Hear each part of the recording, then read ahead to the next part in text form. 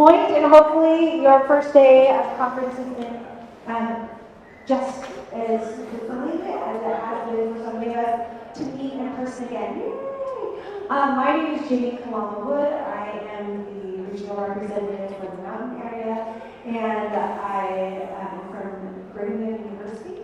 My pronouns are she, hers, and in my culture, we introduce where we're from.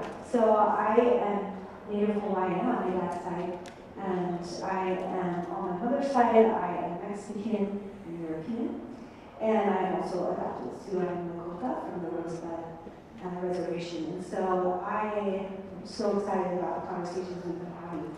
We have two very amazing presenters, and they said just read their bio in the program. So, without further ado, use up all your time, I'd like to introduce Tommy and Hailey. Well, you have a microphone. Yeah, I think this is, Charles, we're supposed to use this as well as this, right? Okay, Perfect. Great. Thank you. So hello everyone, I'm Tommy Iafrate, he, him. This is Hailey Sidari, she, her. And we are here from Binghamton University, upstate in New York, on the native lands and waters of the Onondaga tribe. And we're here today to tell you a little bit about a research project that Hailey and I have been undergoing for the last year plus now. It's been going on for quite a while. And this all came from an idea that Hailey had back when she was taking a course of mine a few years ago. So our presentation is Queer Wants, Queering the I Want Song, and LGBTQIA+ musicals. And here's a little background on how this project came to be. So back in the fall of 2021, Hailey took a course of mine called Multiculturalism in the American Musical, and in that course we look at a bunch of different musicals and what they say about different American subcultures. So we do a unit looking at musicals that depict African Americans and Jewish Americans, a unit looking at Latinx and immigrant Americans, and then a unit looking at LGBTQ Americans. And in that final unit, Hailey wrote this really amazing paper about the traditional and non-traditional use of I Want songs in both Fun Home and A Strange Loop. And I approached her afterwards and I was like, Hailey, this is really good. If you would like to further explore this idea through more research, let me know and we can kind of embark on this research project together, which is what we did. So the following summer, Hailey applied for and received this research project called the Summer Scholars and Artists Program, where it got to be her summer job to research more musical theater, and part of my summer job to mentor her through that process. And then she took an independent study with me last semester where we wrote up all of our findings and are now we have an article that we're shopping around and hoping to get published. This is a new area for both of us. Hailey's a psychology major. I am a theater practitioner. I usually direct or music direct. Writing research is a very different thing for me, so we're both really excited to be here and be kind of branching into new territory for both of us. I keep hitting this button and expecting it to change your iPad, but that's not how it works. Hi, so to start off with some background of queerness in musical theater, the first openly queer character was Sebastian Bang and Coco in 1969, but it wasn't until 1983's The Cage aux Folles when a gay couple was centered in the musical. The first openly lesbian characters were featured in 1992's Falsettos, but a queer female protagonist was not seen until 2005 in The Color Purple. And to this day, there are still very few bi, trans, ace, etc. protagonists. Lots of research exists viewing non-queer characters through a queer lens, like C.C. Wolf has done, but our research focuses on protagonists who identify as queer. So a lot of our research took us back to this concept of queer temporality, which is one that I had never heard of until a few years ago when I started teaching this course. And I'm guessing I'm probably not alone, even though there are lots of people in this room who probably, like me, identify as queer and are into queer things. This might not be a concept you've heard of before. Show of hands, who's familiar with queer temporality? Awesome, half of one person. So I'll talk a little bit about this to give you an oversight. This is a field of research that's within queer studies or American studies, and it describes a trend that people noticed in queer stories in the 80s and 90s where queer characters experience time differently, and stories about queer characters tell those stories with a different use of time than heteronormative stories do. So you might hear us use phrases like heterotemporalities, which means that linear continuous time, where A goes to B goes to C, as opposed to queer temporalities, which are any other use of time besides that. There are some great ways you can look into that. Michel Foucault, Friendship is a Way of Life, was a 1981 interview that he did in French, where he kind of hit upon this. But Jack Halberstam wrote a whole book, Queer Temporality in Postmodern Geographies, that is fascinating, that you should totally check out if you're interested in learning more. The brief overview is that in the 80s and 90s, queer communities were, particularly gay men, were denied a meaningful connection to their past, their present, and their future, right? What I mean by them being denied a meaningful connection to the past is that quite literally in the history books, gay people didn't exist, right? There were dead people who were, had a confirmed bachelor with their roommate and they died alone, right? The queerness did not exist in history. And of course, ancestry as well. That it's harder to find examples of queer people in one's own family tree or lineage. In terms of being denied a meaningful connection to the present, the media was largely ignoring gay communities and not talking about them, not using the words or speaking to the issues that were important in the day. And of course, the queer communities were being decimated by the AIDS epidemic at the time as well. In terms of not having a connection to the future, well, first of all, a future is not guaranteed if there is a pandemic ravaging your community and the government's not even acknowledging that it's happening, let alone doing anything to prevent it. And of course, especially in the 80s or 90s, it was a lot harder for queer people to have children if you were in a homosexual relationship. Things have changed a little bit since then. This has gotten better in some areas than others, but this was particularly true 20, 30 years ago. Another way into queer temporality, another way to explore how queer communities might experience time differently, is looking at the different signifiers for success in our world, what it means to become to come of age and to be an adult, right? There are these big 5 markers that sociologists look at to say that this person is an adult now, right? 1 is that you have finished your education. 2 is that you have begun your career. 3 is that you've gained financial independence from your parents. 4 is that you have gotten married, and 5 is that you have become a parent, right? Those are the big 5 things. And queer communities historically might have struggled with some of these areas more than their straight counterparts, right? Here's some research. In 1998, in a study done by BART, 33% of queer teenagers dropped out of high school. That's mind-blowing to me as somebody who was in high school in 1998 as a queer person, that 33% of queer people were to drop out of high school. That might be out queer people, or I'm not quite sure the specifics of that, but I still shake when I think about that statistic. It was only 2 years ago, in 2020, that the Supreme Court found lesbian, gay, and trans people a protected class under the 1964 Civil Rights Act that prohibits workplace discrimination. So that career marker is also a little bit harder for queer people in the 80s and 90s. In terms of financial independence, this is one where a lot of queer people, if they came out of the closet, might get kicked out of their homes. So therefore, were forced to have financial independence from their parents at a far earlier age than their straight counterparts might have been able to enjoy. And then, of course, marriage was only legalized nationwide in the United States in 2015. And thankfully, with the advances of science, parenthood is becoming easier for same-sex couples. But still, that is a harder thing for queer communities than their straight counterparts. So all of that together means that for queer communities, there is not as much of a meaningful connection to this timeline of past versus present versus future, not as meaningful a relationship to the societal timelines of what it means to become an adult and to find success. So therefore, these heteronormative temporalities become meaningless, and time is experienced and expressed in different ways. Now, this is all like very heady and theoretical. Hailey's going to give us an example that we're probably all familiar with of how we've experienced some queer temporalities in musical theater. Yeah, so a great example of queer temporality can be seen in the musical Rent. So as you might know, Act 1 takes place over the course of a few hours, while Act 2 takes place over a year. So the timeline there is a little bit different than a traditional, like, straightforward musical. The central theme of the musical is No Day But Today, and that kind of indicates that the only moment that these characters could rely on was the present, since they weren't promised a future. The song Seasons of Love kind of encapsulates the untraditional ways to measure time. Like Tommy stated, queer people cannot necessarily rely on the traditional markers of life. So these queer characters may choose to measure time in something like cups of coffee because the minutes feel less reliable. We probably don't need to spend a lot of time talking about what I want songs are. My guess is, unlike queer temporality, more hands will go up if I say, who's familiar with I Want songs? Yeah. So here's some fun quotes. When Disney wanted to cut part of your world out of the movie The Little Mermaid, Howard Ashman was like, oh, no, no, you will not. What he said was, you can't cut the song. It's an I Want song, and if you cut it, they're not going to fall in love with Ariel and root for her for the rest of the film. They're not going to be any heart in it whatsoever. You can't cut the song. So as we were researching I Want songs from all sorts of different sources, we kind of came across these 4 criteria that repeatedly came up. An I Want song is 1, sung by the protagonist, 2, at the start of the musical, 3, in order to express what they will pursue throughout the musical, 4, and will eventually receive at the requisite happy ending of that musical, right? Thoughts? Anything to add? Is that an okay distillation of what an I Want song is? Great.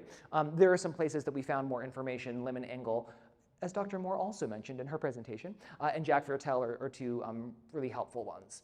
Now, in queer-centered musicals, what we discovered, what Hailey discovered, is that there were a lot of musicals that centered around queer characters that first featured a traditional I Want song, or a somewhat traditional I Want song, and then after that, later on in the plot, featured another song that kind of took the I Want song in a different sort of queered way. And we referred to these second songs as songs of self-actualization. At first, we referred to them as queer I Want songs, and then our nomenclature sort of evolved as our research evolved as well. And we're going to take you through some different examples of what they are shortly. But first, Hailey will tell you more about these songs of self-actualization. So we discovered the trend of self-actualization songs in queer protagonists when looking at around 20 to 25 queer-centered musicals. And to compare them, I Want songs are, like Tommy said, sung by the protagonist at the start of the musical, while self-actualization songs are also sung by the protagonist, but they fall halfway through the musical after the character has learned more about themselves. I Want songs express what they will pursue throughout the musical and eventually receive at the happy ending, but self-actualization songs inform how they will live their life and while also pursuing their goals. They continue to inform a character's worldview as they persevere past the finish line and after the musical ends. And we also found an interesting trend that they usually occur after a key moment in the protagonist's life, either an embrace or rejection by a loved one due to the protagonist's sexuality or after a significant queer sexual encounter. So the first musical we're going to talk about is A Strange Loop. We're not going to go into super crazy detail, so if any of y'all are like, woohoo, I'm in New York, I'm going to see A Strange Loop, don't worry, we're not going to spoil the show for you. The stuff that we talk about is not anything that I think will ruin the show. Anyone seen A Strange Loop? It's super great. See ya. So the song that kind of fits into the traditional I Want song category is the song Today, which actually is kind of a weird version of an I Want song to begin with, because the way it first starts out is more like an I Am song than I Want song.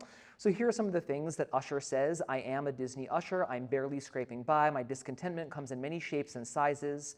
He later says, I plaster on a smile, pretend I have no brain, make nice with asshole tourists hour after hour. So he's really giving a sense of his status quo in the way that a traditional I Am song would. But then as the song continues, it shifts into more of the I Want territory. He sings, I want to break the cycle that's so ingrained in me, but change comes way too slow and I am in a hurry.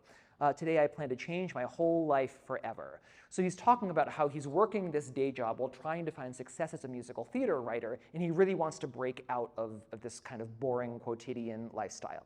So we're set up to think that Usher wants to escape his day job in order to write a big black queer-ass American Broadway show. As the show continues, however, we get a second song that is sort of like an I Want song. This song of self-actualization is Boundaries, and it follows this really powerful scene where he has this dehumanizing sexual encounter with Inwood Daddy, in which all manner of awful homophobic, sexist, racist things happen to him with this white man who is visiting from out of town. Afterwards, as he's leaving, it happens to be his birthday, and he is sort of like thinking about what has just happened and what is going on with his life, and he sings Boundaries. And he reframes his needs to something deeper, more personal than just his artistic goals of writing the next big black queer-ass American Broadway show. So he's asking, why did I do this? Starting in past tense, but sort of shifts it to the continual present. Why do I do this? Why does this happen over and over again, right? I can't know freedom without clear boundaries. Till I draw boundaries, I have no boundaries. And it's these newfound boundaries that he finds for himself in this song that lead him to write an aggressive takedown of the Tyler Perry musical that he's writing and that his mom has wanted him to write. The next musical we're going to talk about is Fun Home. And the more traditional I Want song in Fun Home is Welcome to Our House on Maple Avenue, where they're kind of explaining the status quo, I guess, but also it's focused on what Allison's dad wants, which makes it non-traditional, but it's also the traditional I Want song in this musical. And Allison's kind of preoccupied with her father's wants, one of them being he wants to have a white sweet chairs back in the parlor. But the audience can tell that their family needs to present a vision of perfection to the outside world, and very Allison's wants are secondary to her father's. But then the self-actualization song, Changing My Major, comes when she is able to go to college and physically and emotionally separate herself from her father, and she can focus on her own wants. She realizes her sexual identity with Joan and becomes someone new. She's speaking in the present tense, saying she's changing her major to Joan, and she says her heart feels complete when she's with her. The newfound self-acceptance within her helps her to later deal with her father's suicide and accept who she is. So the prom in 2018 also has a very good example of a traditional I Want song in Dance With You, in which the protagonist, Emma, who's a high school student, expresses, along with her girlfriend, what she wants. She starts off by expressing what she doesn't want, though. I don't want to start a riot. I don't want to blaze a trail. I don't want to be a symbol or a cautionary tale. What I want is simple. I just want to dance with you. All it takes is you and me in a song. So she and her girlfriend are establishing this is what the I Want song of this musical is going to be. We know from the get-go that the goal of the prom is for these two teenage lesbians to dance together at prom. That's what we're aiming for, and that is what we get as our happy ending. I will spoil this one. We also get a self-actualization song that Emma sings later on. All sorts of terrible things had happened, and she needs to sort of look into herself to find out what her own moral, ethical code is. And she sings this song on YouTube to millions of people overnight.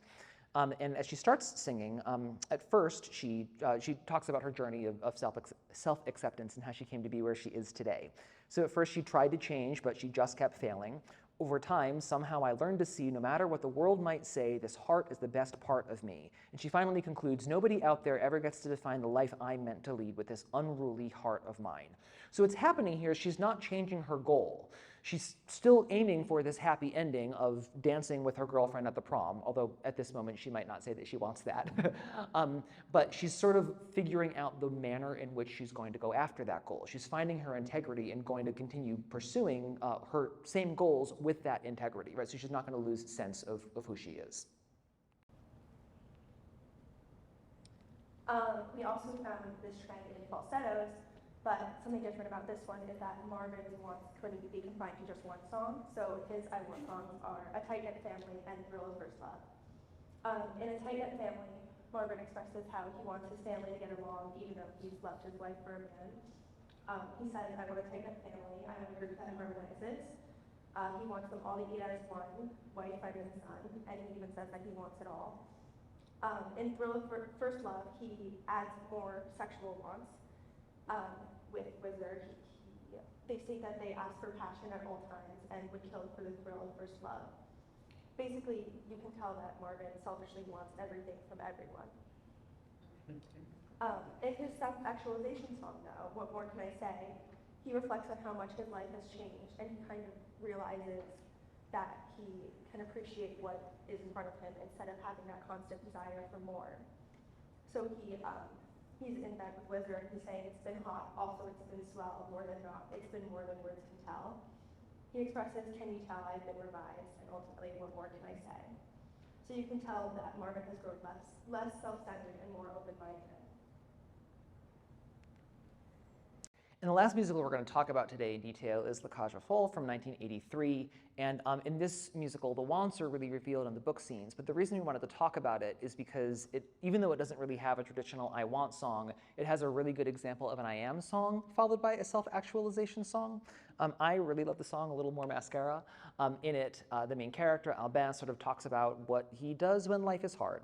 Whenever I feel that my place in the world is beginning to crash, I apply one great stroke of mascara to my rather limp upper lash, and everything sparkle dust, bugle beads, ostrich plumes, ankle straps, marabou, Shalimar, To make depression disappear, I screw some rhinestones on my ear and put my breeches and tiara and a little more mascara on. So he talks about how drag is therapeutic for him and that this is part of the status quo for him, that what he does when things are hard. But later on in the musical, as most of us probably know, he is asked to go back in the closet by his partner and by his son, who are trying to show off for the heteronormative and conservative family of the son's girlfriend. So he sings I Am What I Am, which is supposed to be just a normal song that they sing at the drag club every night, but the lyrics cut a little too close to the bone, and so he sends everyone else off stage and he sings this song for himself. And this works as a song of self-actualization because, again, he's finding his integrity. So he demands, I am what I am, I'm my own special creation. Give me the hook or the ovation. It's my world that I want to have a little pride in, my world, and it's not a place I have to hide in. Life's not worth a damn till you can say, hey world, I am what I am. So in this song, Albano is confirming for himself, these are my values, these are the things that I need in order to exist in this world. I want to have pride, I want to have visibility, so I'm going to reaffirm the manner in which I'm going to live my life, right? So it's different from an I want song, it's more speaking to the integrity and the way he's going to live throughout. So why does this trend exist in queer-centered musicals? We think maybe it's a manifestation of the coming out process, since heterosexuality is the default. Queer people must inwardly grapple with the fact that their sexuality does not match the norms, and then come out and announce this to the world.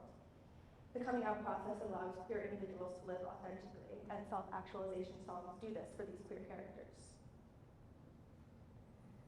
And in addition to that extra step that queer people have to take by coming out, there's perhaps another reason why this trend might exist is that it may help audiences to help identify with these queer characters. And by audiences, I particularly mean straight audience members, right? It allows these straight audience members to view the characters as less of an other, right? We can see the world a little bit more through this queered lens or through this protagonist's lens. It gives the audience an opportunity to sort of celebrate a character standing up for themselves and for knowing themselves better, and to literally applaud for them afterwards because we are now really on their side and literally rooting for them, right? Oh, it's still me, isn't it? Looking ahead, as Hailey mentioned before, there are really relatively few musicals without queer characters. Sorry, that is with space out queer characters, not without queer characters. And in particular, trans and bisexual representation is really lacking in the musical theater canon, especially when we're limiting ourselves to protagonists who are, of course, the characters most likely to have an I Want song. So will the future hold more musicals that continue to exhibit this trend? I don't know. Live on to find out. Anybody have any questions or thoughts to share? Yes, Christopher. Thank you so much. I love the way you're bringing this to our attention. Self-actualization with coming out, with the difference of, there's two different kinds of coming out, the declaration and the disclosure. And so I was wondering if you have any thoughts of the connections there, and because the self-actualization is usually the first coming out. Yeah, that's an interesting process, because you're right. Like, the self-actualization is not necessarily about proclaiming this out to the world. It's about a realization within and a choice within. I'm not really sure I have any thoughts beyond that. This is just sort of a conversation that Hailey and I had at one point this summer, where we were like, well, why does this exist? What might this come from? And as we were talking about what the coming out process is like and what that extra, not just announcing your sexuality, but realizing, this isn't a phase, this isn't going away, this is real, this is part of who I am, sort of does reframe things and help the individual view the world through a different lens. So why shouldn't queer characters get that same opportunity? One more step further is how many of those were written by queer writers and straight writers. And so just to say, is there a difference between those? So part two of your article. Yeah, that is really interesting, Christopher, especially because as Hailey and I were talking about this, we were chatting with a few other musical theater scholars about it. And as I was kind of giving the very quick rundown of what we were talking about, they were like, oh, great. So Defying Gravity versus, Wizard and I versus Defying Gravity. And I was like, oh, crap. Because of course, Elphaba is not an openly queer character. And yet, as Stacey Wolf looks at her, Elphaba can be looked at as a queer character. And of course, she was created by a queer songwriter. So I think it's interesting to sort of see how those lines are blurred based not just off of who the characters are, but also who the creators of those characters are. Does a queer person sort of view even a purportedly straight character through this somewhat queered lens? Yes. That was great. One thing you might take a look at is in Jack Patel's book, in the chapter on the I Want song, he talks about something called the hill beyond the hill, which is where the character sung an I Want song in the middle, and then in the middle, sung an I Want song in the beginning, and then in the middle, they see a hill beyond the hill of that I Want song. And you might think about that or look at that chapter and see if any of it rings a bell in terms of what we're trying to say. That's great, thank you. Is that in The Secret Life of the American Musical? Okay, great, I will absolutely look for that. Thanks. I think it's wonderful, the work that you're doing on it. I would suggest looking into the comparisons between those songs written by gay composers, lyricists, whatever, versus because Rent is not, and the main three characters are not, versus Fun Home, which is a completely, Allison is gay, her father was gay, and the mother trying to hold the whole world together in the 70s, totally different, right, having it being written in 2013, somewhere around there, I don't know, versus the 13-year span that Falsettos was written over, from In Trousers all the way to Falsetto. So I think it would be interesting to expand the depth of the changes over time or in the period that each of those are written in, as well as who wrote the lyrics. Because Rent, to me, has a definite heteronormative focus to the songwriting versus the songs in Fun Home. And to me, the I Want song in Fun Home is Ring of Keys, which is amazing, but there's all different interpretations. I'm not saying which thing is wrong, I'm just saying I think that will create more depth to the analysis that is really excellent to begin with. Yeah, thank you. I'm directing Rent in the spring, so boy, are you we are on the same wavelength about wow, this is definitely through a straight lens, not through a queer lens. And yeah, we talked about Ring of Keys versus Changing My Major. Hailey, did you want to say anything about that, or? You got it. Neat.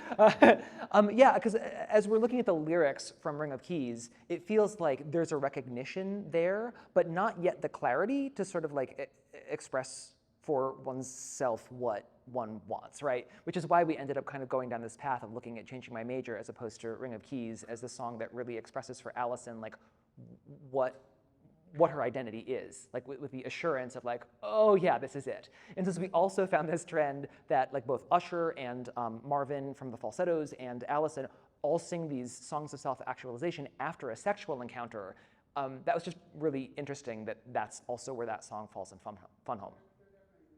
Connection in most of those songs to some sort of sexual awakening where we don't have that sexual context to the heteronormative musical and the I Want song there, so I think it's vital to that sort of conversation.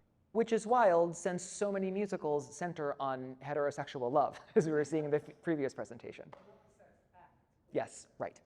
Right, that's far too pearl clutchy, microphone clutchy, pearl clutchy for, middle American audiences, yeah. Well, thank you very much, everyone.